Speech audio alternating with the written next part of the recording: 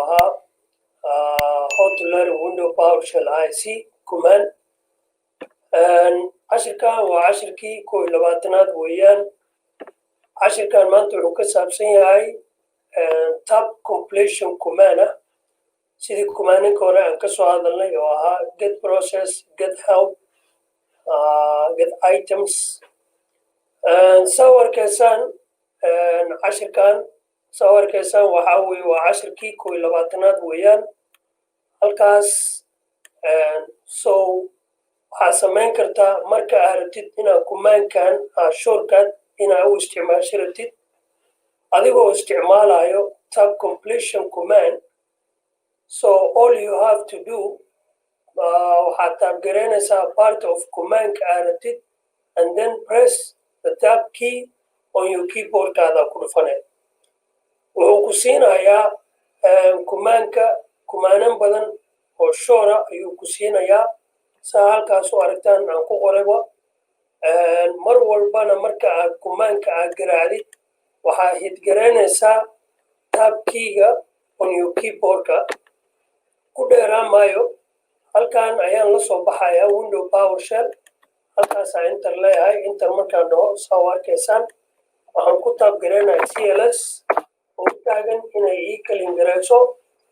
halkaas ayaa waxaan leeyahay get process ayaan dhahayaa. waan ka soo hadalnay cashiradeenii hore. get process markaan dhaho inter ayaan taabanayaa saa arkaysaan.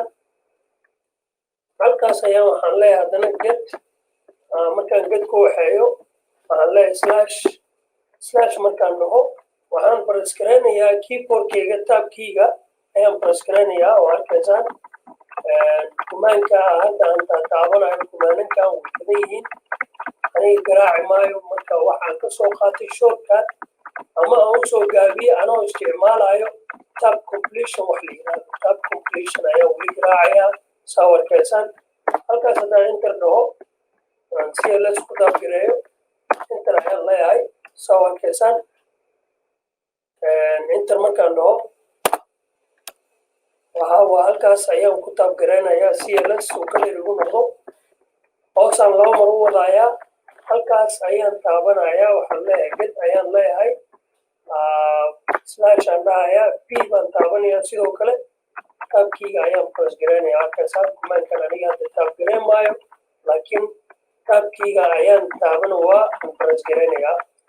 cashirkaan saa aragtaan commandkan haddii commandinkaada uu shor yahay ama aad rabtid inaad commandinka aad aqoon aad rabtid inaad shortkaada u isticmaashid waxaad isticmaalaysaa wax la yidhaahdo tab completion ayaa isticmaalaysaa. haddaba cashirkan waa cashir gaaban weeyaan. commandkan waa commandninkii hore ayuu la mid yahay maadaama uu yahay command asaga laftigiisa muhiima oo la yidhaahdo tab completion. saas ayaa loo sameeyaa. haddii aad galaaskan ku cusub tahay subscribe-ka noo saar, share garee, like-ta taabo, comment ka bixi. commentkaada noo muhiim weeyaan. waa inoo cashirkeena dambe.